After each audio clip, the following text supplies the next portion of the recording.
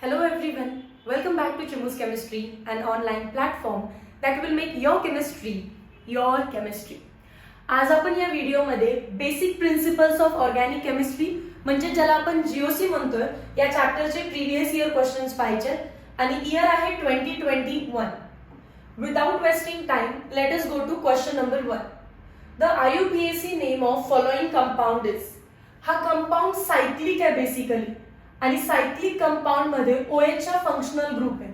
So functional group जिथे लागलाय तिथे आपण 1 नंबर देऊन स्टार्ट करतो. लोएस्ट नंबर हा फंक्शनल ग्रुपला यायला पाहिजे. सो 1 2 3. खरं तर 1 2 3 आपण लेफ्ट हँड साइडला पण जाऊ शकतो, बट लेफ्ट हँड साइडला मिथाइल ग्रुप आहे आणि राइट हँड साइडला इथाइल ग्रुप आहे. Ethyl starts with E, so alphabetical priority दिली इथे मी. त्याच्यानंतर 4, मग 5, 6 ला मिथाइल आहे अँड देन 7 ला आपली जी काही चेन आहे ती एंड झाली. सो आपल्याला काय दिसतं, हा सायक्लो कंपाऊंड आहे, 7 मेंबरचा आहे म्हणजे तो सायक्लोहेप्टॅनॉल आहे. करेक्ट ना? फर्स्ट नंबरला OH लागला सायक्लोहेप्टॅनॉल. थर्ड नंबरला इथाइल ग्रुप आहे आणि 6 नंबरला मिथाइल ग्रुप आहे. सो हे झालं याचं कंप्लीट नाव. ऑप्शन फाइंड करा कुठे आहे.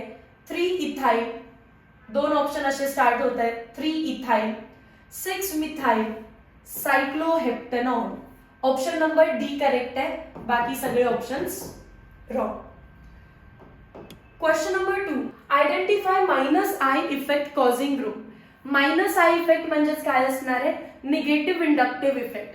तर पॉझिटिव्ह इंडक्टिव्ह इफेक्टचे एक्झाम्पल फार सिंपल आहे. एक्झाम्पल आहे all alkyl groups, ethyl, methyl, propyl, isobutyl, neopentyl, सगळे अल्काइल ग्रुपचे +I असतात. CH3 म्हणजेच कोण आहे? मिथाइल. C2H5 म्हणजेच कोण आहे? इथाइल. C3H7 म्हणजे कोण आहे? प्रोपाइल. जर हे सगळे अल्काइल असतील, they are examples of +I. राहतो मग एकच ऑप्शन, तो बेसिकली काय असेल? -I effect. फॉर एक्झाम्पल मी तो ग्रुप लिहून दाखवते. कुठल्याही कार्बनच्या लॉंग चेनला झिगझॅग स्ट्रक्चर ड्रॉ करते. कोणता ग्रुप लागलेला आहे तो? C double bond O R. Basically हा जो ग्रुप आहे तो इथे ऑक्सिजन वरती आहे लोन पे. सो इथे तो रेझोनन्स करतो, बट मला रेझोनन्स बद्दल विचारलेलं नाही. They are asking me about -I effect. म्हणजे तुम्हाला सिग्मा बॉन्डची प्रॉपर्टी बघायची आहे. ह्या बॉन्ड मध्ये जे 2 इलेक्ट्रॉन आहेत ते कोण खेचेल? कार्बन खेचेल की ऑक्सिजन खेचेल? तर ऑक्सिजन बीइंग इलेक्ट्रोनिगेटिव्ह ॲटम तो थोडेसे इलेक्ट्रॉन इकडे खेचतो. सो ऑक्सिजनचे 2 इफेक्ट आहेत. -I इफेक्ट पण असणार आहे आणि दुसरा इलेक्ट्रॉन डोनेट करतोय रेझोनन्स मध्ये, सो +R पण असणार आहे. डॉमिनेटिंग आहे हा ग्रेटर इफेक्ट म्हणून. ग्रेटर इफेक्ट त्याचा रेझोनन्सच आहे, बट ऍट सम एक्सटेंट का होईना तो -I दाखवू शकतो. सो आपल्याला ऑप्शन नंबर डी ला टिक करायचं. Got my point? चल, question number 3. Identify total carbon atoms present in undecane किंवा त्याला अनडेकेन म्हणतात. अन म्हणजे 1, डेकेन म्हणजे 10. सो टोटल 11 कार्बन ॲटम असणार आहेत. Option number A. Question number 4. Which from following statement is not correct for heterolysis. Heterolysis काय आहे? जर एक सिग्मा बॉन्ड असेल ए आणि बी ॲटमच्या मध्ये, provided the condition A is electronegative atom and B is electropositive atom. तर जेव्हा यांची रिॲक्शन कराल तुम्ही in presence of particular solvent, तर ह्यांच्यातले जे इलेक्ट्रॉन्स आहेत हे इलेक्ट्रोनिगेटिव्ह ॲटम घेतो आणि बॉन्ड अनइव्हनली म्हणजेच हेटेरोलायटिकली क्लीव्ह होतो. आता फॉर एक्झाम्पल काय भेटेल? ए ने इलेक्ट्रॉन्स घेतले तर A- बनेल आणि बी कडे इलेक्ट्रॉन्स नाही आहेत, सो B प्लस बनेल. पॉझिटिव्ह चार्ज आहे त्याला आपण कॅटायन असं म्हणतो, ज्याच्यावर निगेटिव्ह चार्ज आहे त्याला आपण एनायन असं म्हणतो. सो ऑप्शन्स रीड करू आता. ऑप्शन नंबर ए आहे movement of single electron from shared pair of covalent bond. Covalent bond मध्ये 2 इलेक्ट्रॉन असतात आणि दोन्हीच्या दोन्ही इलेक्ट्रॉन हे एका ऍटम कडे जात आहे. इथे ते म्हणताय single electron which is wrong आणि आपल्याला रॉंगच फाइंड करायचं आहे. सो ऑप्शन नंबर ए ला टिक करायचं. बाकी सगळे ऑप्शन वाचून येऊ. It occurs when bonded atom have different electronegativities. एक इलेक्ट्रोनिगेटिव्ह दुसरा इलेक्ट्रो पॉझिटिव्ह. करेक्ट स्टेटमेंट आहे. Heterolysis of methyl bromide. जर तुम्ही मिथाइल ब्रोमाइडचं हेटेरोलायटिक क्लिवेज केलं तर यामध्ये असणारे दोन्हीच्या दोन्ही इलेक्ट्रॉन ब्रोमीनकडे जातील कारण ब्रोमीन इलेक्ट्रोनिगेटिव्ह आहे. ज्याच्याकडे इलेक्ट्रॉन नाहीत तो बनतो कार्बोकेटायन म्हणजेच कार्बन वरती positive charge.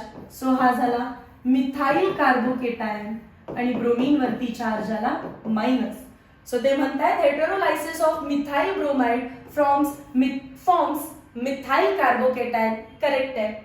In this electron rich and electron deficient species are form.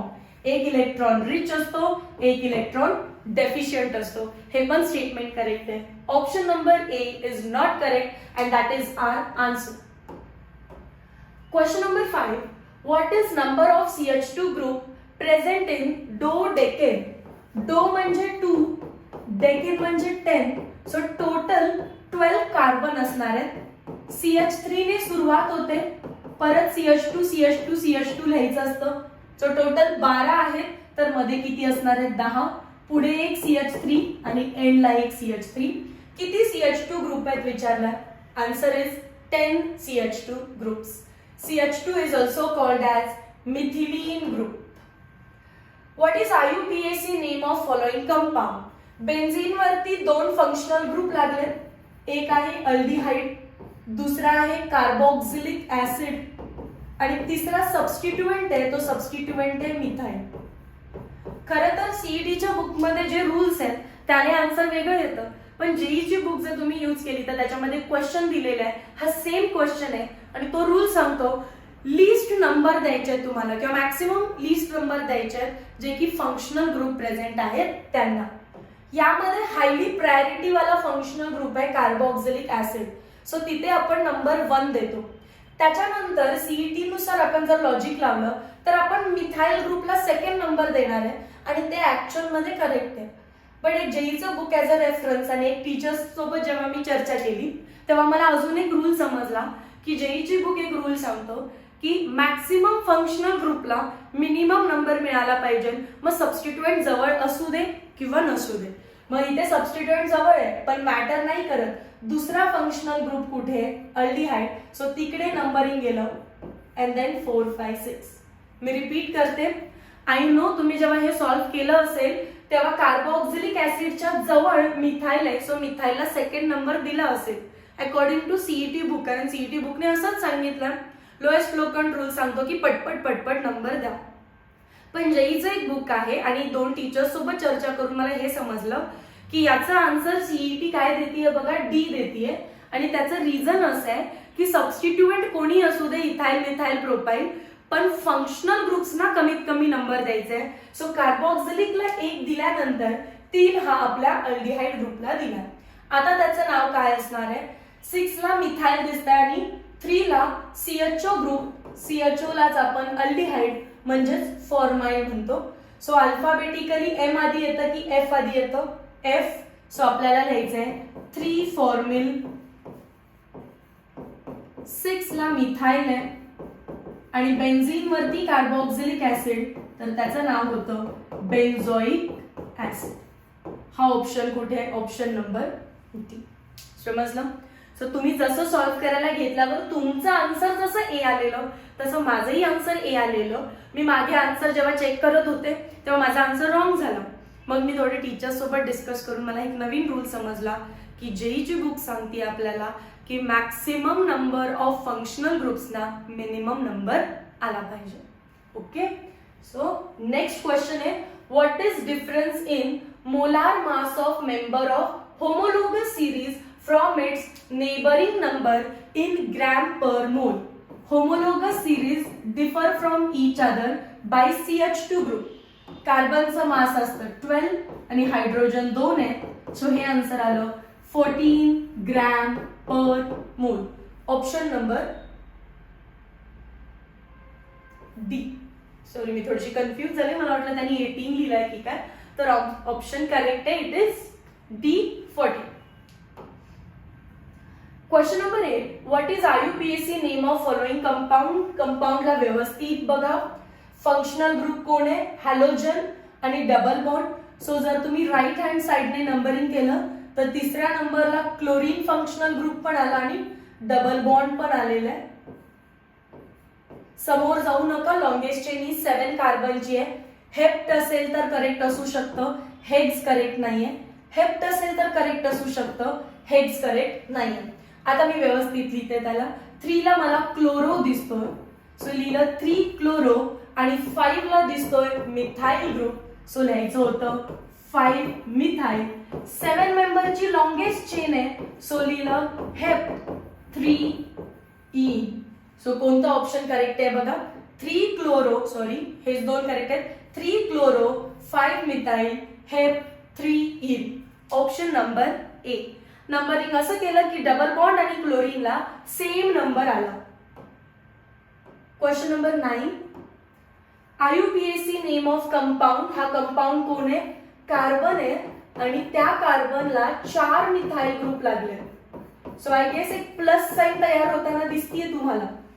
Yes और नो. सो हा न्यू असणार आहे. कॉमन नेम विचारलं तर IUPAC विचारलं, सो नाव येणार 2,2 डायमिथाइल. लॉंगेस्ट चेन 3 कार्बनची आहे, so propane. 2,2 dimethyl propane. Option number D. Question number 10. याच्यामध्ये राईट अँड लेफ्ट साइडला पहिला फंक्शनल ग्रुप कुठे आहे बघा.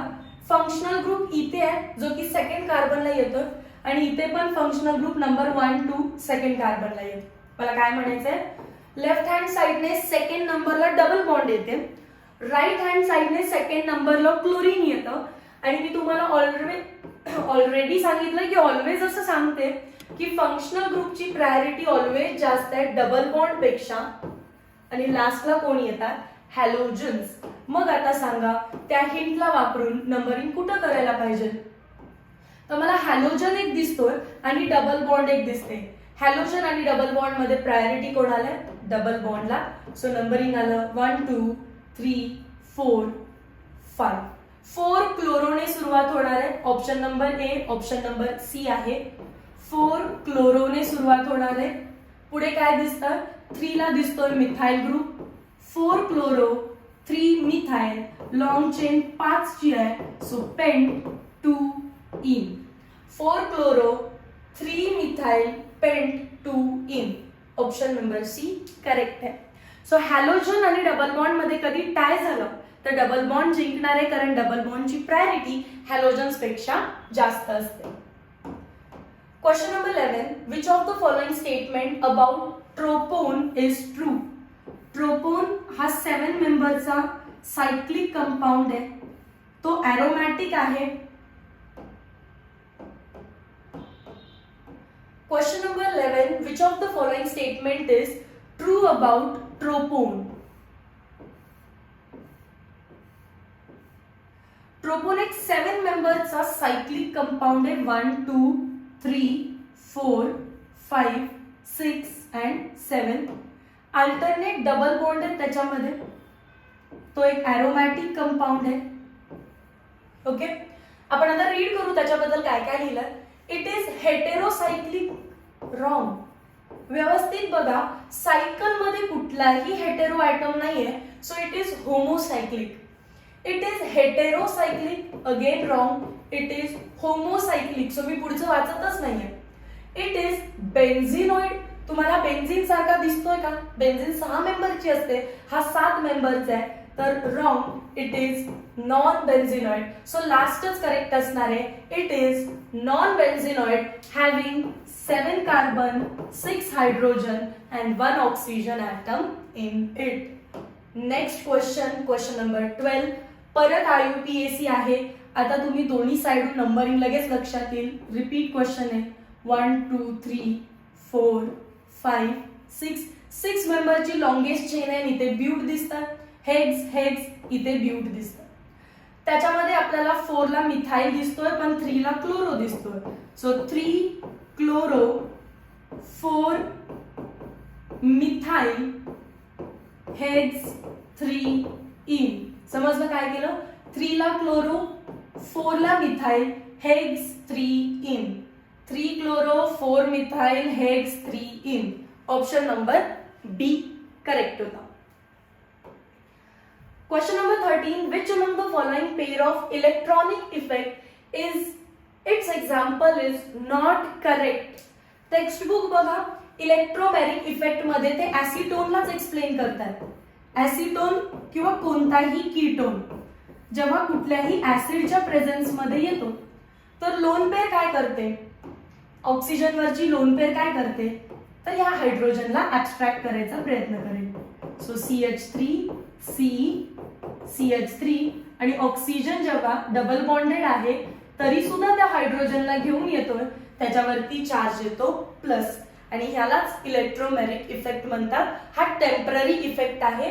It is correct. Resonance nitromethane मध्ये आहे, हे पण करेक्ट आहे. बघा, CH3N double bond O single bond O minus. Nitromethane म्हणजेच काय? CH3NO2. NO2 चं स्ट्रक्चर थोडस वाढवलं, एक्सपांड केलं तर इथे तुम्हाला रेझोनन्स दिसेल. सो हे पण करेक्ट आहे. -R effect is seen in C6H5NH2. C6H5 म्हणजे फिनाईल आणि NH2 म्हणजेच ऍनिलीनचं स्ट्रक्चर बद्दल बोलतायत. नायट्रोजन वरती तर लोन पेअर आहे. लोन पेअर ही प्लस इफेक्ट दाखवते, डोनेटिंग इफेक्ट दाखवते. हे स्टेटमेंट, हे पेअर त्यांची चुकलेली आहे. Hyper conjugation is seen in propene. Propene म्हणजे CH3CH double bond CH2. Hyper conjugation कधीही दिसलं तर बघायचं अल्फा हायड्रोजन आहेत का. अल्फा हायड्रोजन असतील तर हायपर कॉन्जुगेशन करेक्ट आन्सर आहे. सो त्यांचं काय चुकलं याच्यामध्ये? ऍनिलीनला ते म्हणतायत -R आहे, जो की +R असतो.